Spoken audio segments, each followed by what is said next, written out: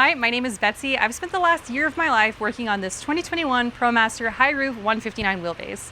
And today, I'm gonna install my last big installment. Betsy, the van looks great. Yeah, okay. As you can see, we have a lot of stuff just kind of everywhere, and that's because the lack of storage. The thing we're installing is my last upper overhead cabinet. Now, I've taken the time to fully understand what it takes to build an overhead cabinet. As you can see on my passenger side, we've got our first overhead cabinet. I used 2x2s and I also used 1/2-inch exterior plywood. For me, personally, I don't mind the grain. I think it's pretty psychedelic. Both sides of the van are not equal, meaning whatever you do to the passenger side and whatever you do to the driver's side are going to be completely different. Promasters specifically are not built for van life in mind and building your own rig, so you have to take very precise measurements. Quite literally just finished painting this morning. Do I like ultra white? No. Is it gonna do the job? Yes. I have eons down the road to make custom personal style choices, but right now we are focused on functionality and actually hitting the road. What I'm envisioning here is an overhead cabinet here that spans across the entire side of the driver's side, excluding the bed portion, which is the portion in the back. I would like the cabinets to come down maybe about 14 inches. And in this region, I'm going to try to fit a microwave. With placing the microwave, I have to make a slight adjustment.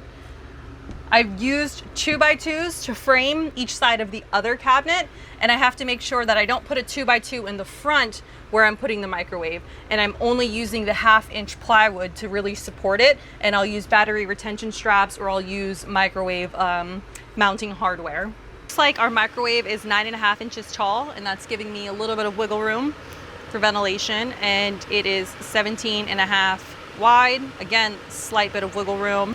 I think now the only thing we really need to decide is where is the structural support going?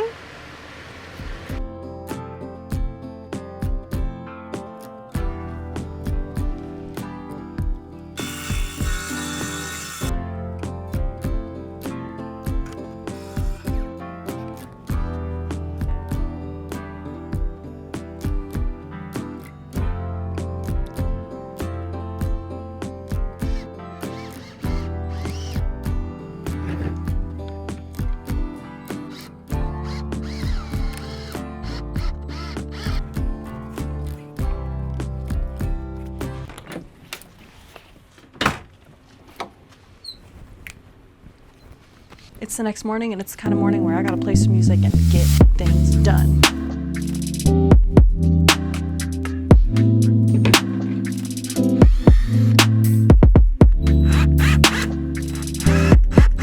Something ain't right.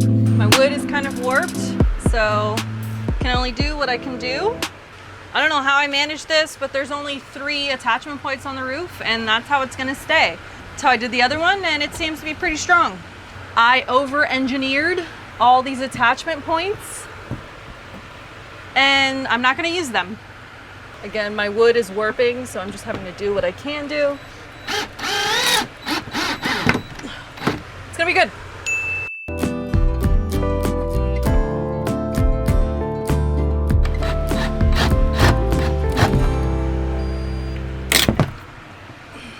How do we feel about that? How do we feel about that? That is wild and crazy. I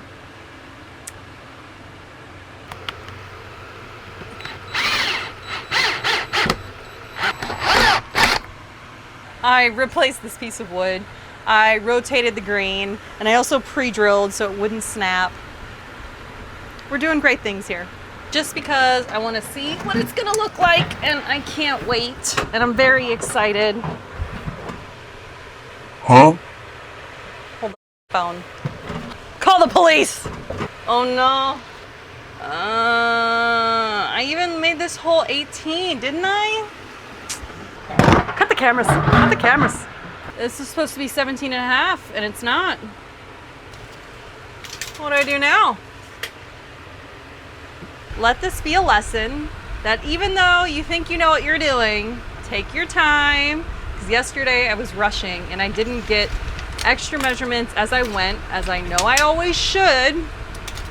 and I was just relying on my math skills.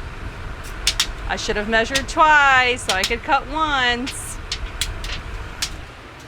But to be honest with you, this piece has cracked as well, so I'm going to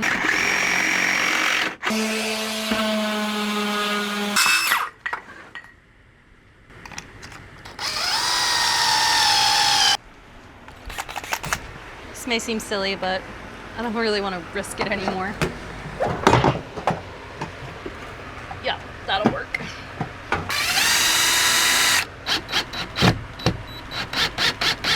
Perfect. Not perfect. Better.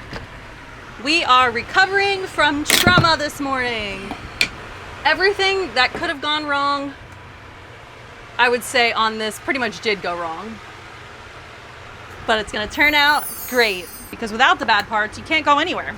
Now that you're drenched in sweat and things are slightly askewed, it is time to add the bottom panel and the top panel. But that seriously is the hardest part.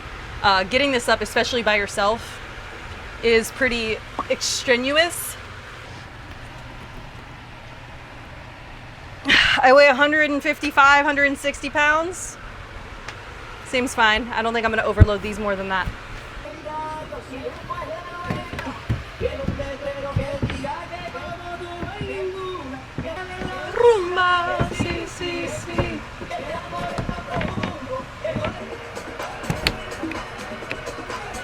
Wood is cut to size, sanded and sealed with varnish oil. I've also added a little bracket because the cabinets slant a little bit, which means the microwave slants a little bit, but if I prop it up, then we should be good to go. If anyone says skip the wood glue, don't listen to them. Wood glue is actually pretty important. On my first couple projects, I didn't include wood glue, and I completely understand why now that it is important.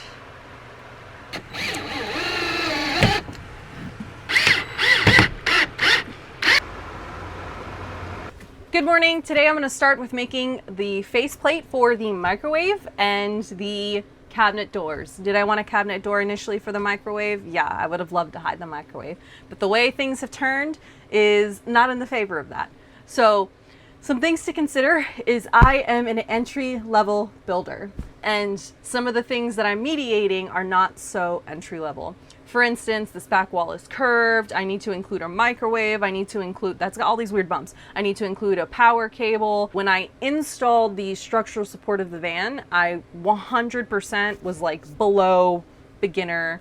I didn't know what I was doing, but I still did it. Could I engineer this cabinet a little bit different to utilize those points that I initially installed? Yes, but that would take much more effort, and I'm not sure that I would need that much structural support. Getting started is better than not getting started at all, even if you are doing it wrong.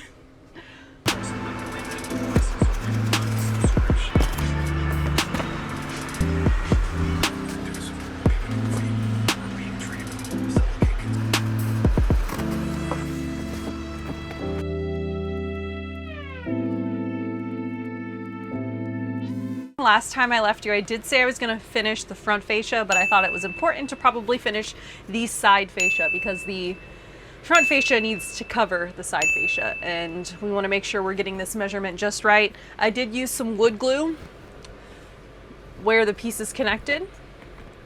There is no connection here, and the ones I made earlier, there is no connection there either. So I think I'm going to leave it like that. We did use battery retention straps to mount the microwave.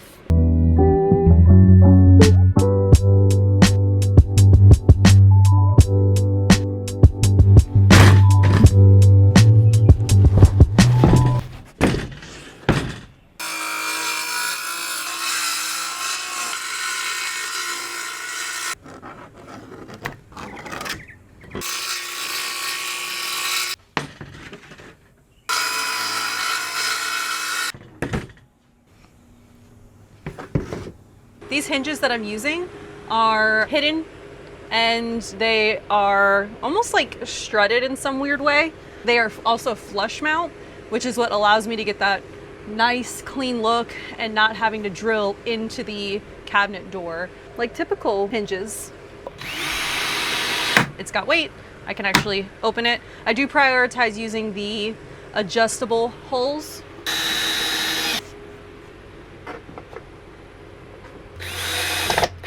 I'm using 1/2-inch screws, and I'm using 1/2-inch wood for the face.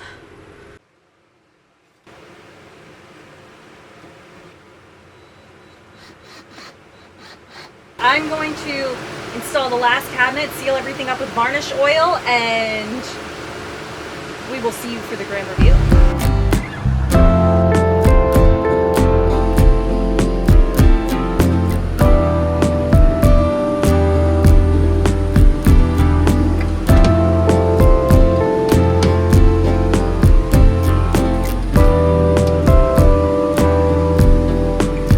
The final and last step for me in my van build on camera is going to be installing these little brackets. These brackets are going to be what keep the cabinet in place from wobbling. So this one has already been installed right there.